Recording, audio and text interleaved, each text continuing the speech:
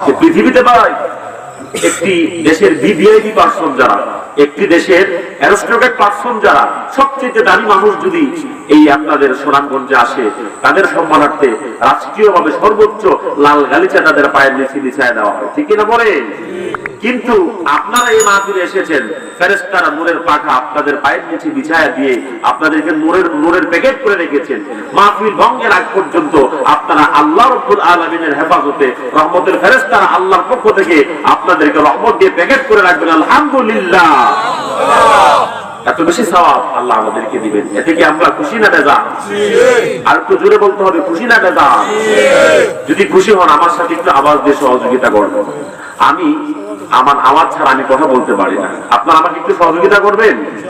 জোরে বলেন, সহযোগিতা করবেন, একটু আওয়াজ দেবেন। আমি আপনাদেরকে বেশিক্ষণ কষ্ট দেব না।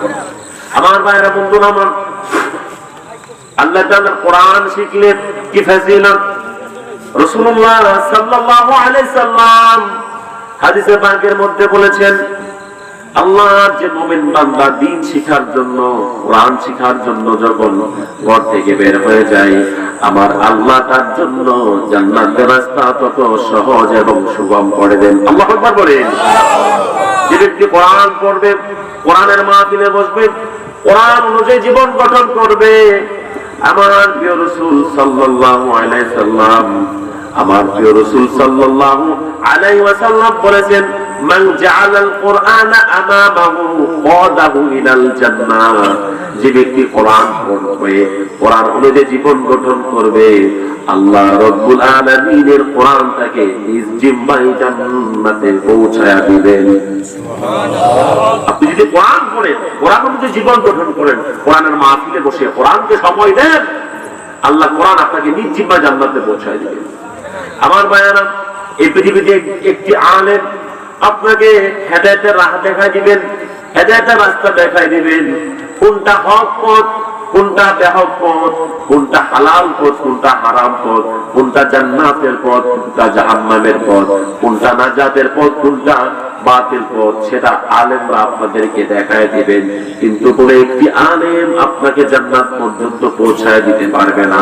কিন্তু আপনি যদি আল্লাহর কোরআনের মুত্তাবি হন, আল্লাহর কোরআনের ফলোয়ার হন, আমার আল্লাহর কোরআন আপনাকে নিজ জিম্মায় জান্নাতে পৌঁছায় দিবেন। সুবহানাল্লাহ। আমার মায়েরা, শুধু তাই নয়, আমার প্রিয় রাসূল হাদিসে পাকের মধ্যে বলেছেন, আমার ভাইয়েরা বন্ধুরা, আমার প্রিয় রাসূল হাদিসে পাকের মধ্যে বলেছেন, আল্লাহর যে মুমিন বান্দা দ্বীন শিখার জন্য যখন, কোরআন শিখার জন্য যখন বের হয়ে যায়, কোরআন যখন পড়বে, কোরআন অনুযায়ী জীবন গঠন করবে, আল্লাহ রাসূল বলেছেন, আল মাহিরু বিল কুরআনি মা'আস সাফারাতিল কিরামিল বারারা। যে আমার উম্মতের মধ্যে যারা কোরআন পড়বে, কোরআনের হালালকে হালাল হিসেবে মানবে আর কোরআনের হারামকে হারাম হিসেবে বর্জন করবে, আল্লাহ রাব্বুল আলামিন কাল কিয়ামতের দিন তাদেরকে জিবরাইল, মিকাইল, ইসরাফিল, মালাকুল মউত, চারজন ফেরেশতার সমপরিমাণ মর্যাদা আল্লাহ তাদেরকে হাসরের ময়দানে দান করবেন। বলেন সুবহানাল্লাহ।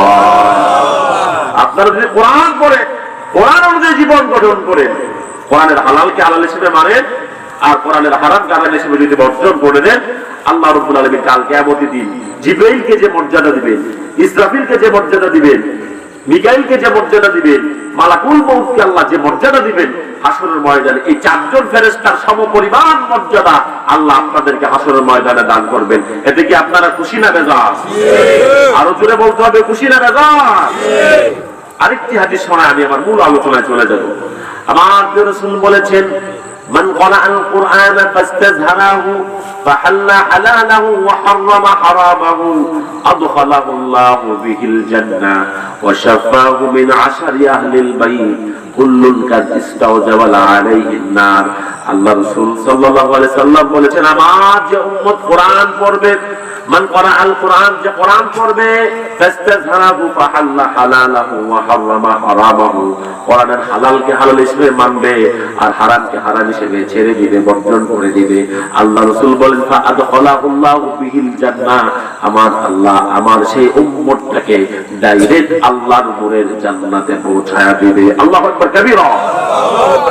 কথা বুঝেন নাই? আপনি যদি কোরআন পড়েন, কোরআন অনুযায়ী জীবন গঠন করেন, কোরআনের হালাল হালাল হিসেবে মানেন, আর কোরআনের হারাম হারাম হিসেবে বর্জন করে দেন, আল্লাহর কোরআন আপনাকে ডাইরেক্ট জান্নাতে পৌঁছায় দিবে।